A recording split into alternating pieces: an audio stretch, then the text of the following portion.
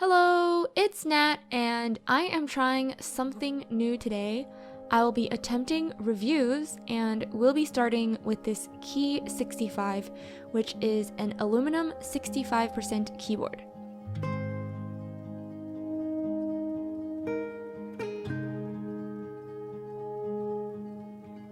The Key65 group buy ran in September 2019, and the boards are shipping in May/June-ish of 2020, which is a pretty quick turnaround considering there were 600 of these boards sold.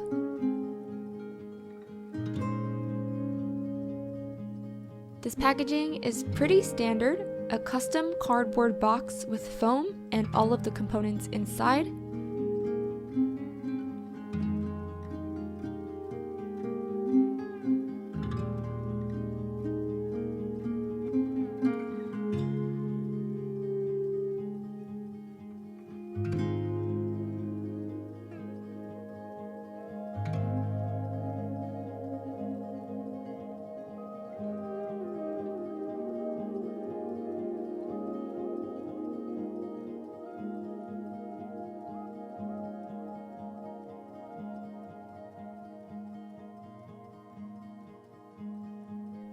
There are 3 different plate material options: aluminum, brass, and titanium, and 2 different plate layout options, 6.25 and 7U spacebar support, with 2 different badge options for the blocker and the weight, as well as many different colors.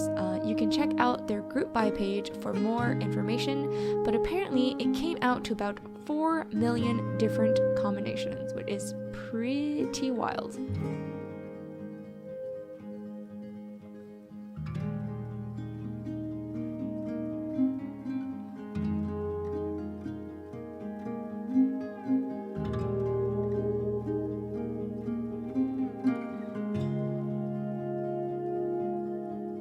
My first impression of the keyboard is that it is pretty hefty for an aluminum board. I really like the rounded edges as well as the small chamfer on the inner edge of the top case. The kanji logo also looks pretty good on the back weight, and the finish is so smooth, with no blemishes as far as I can tell.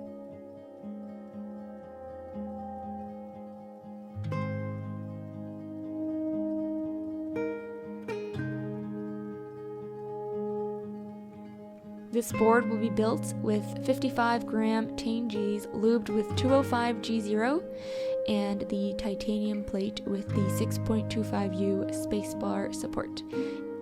If you're interested in the build process of this board, I will be uploading the stream for this build. Stay tuned.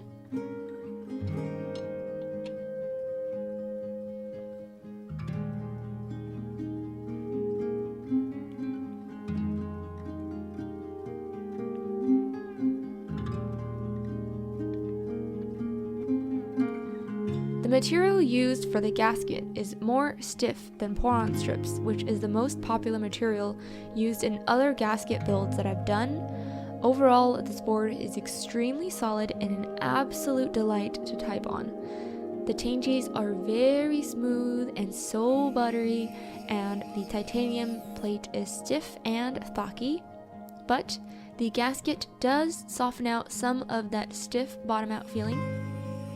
While it is definitely not as cushy as other metal plus gasket combinations I've tried, such as on the Keycult or the Bauer, I personally prefer a stiffer typing feeling, so it is very nice.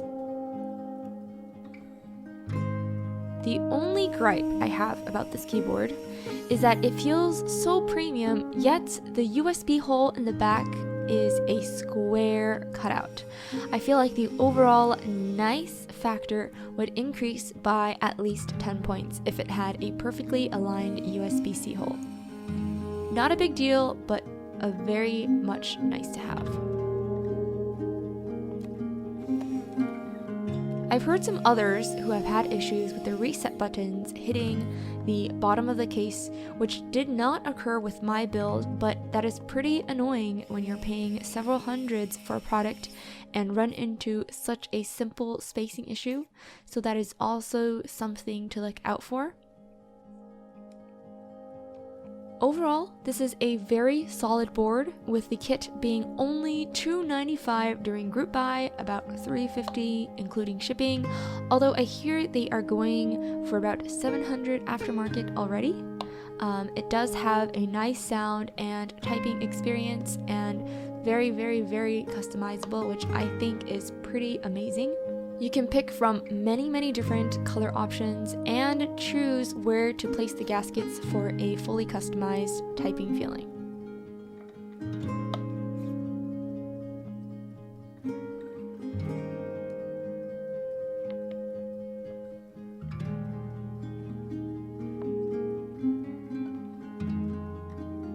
I passed on this board during group buy, and I honestly really regret it.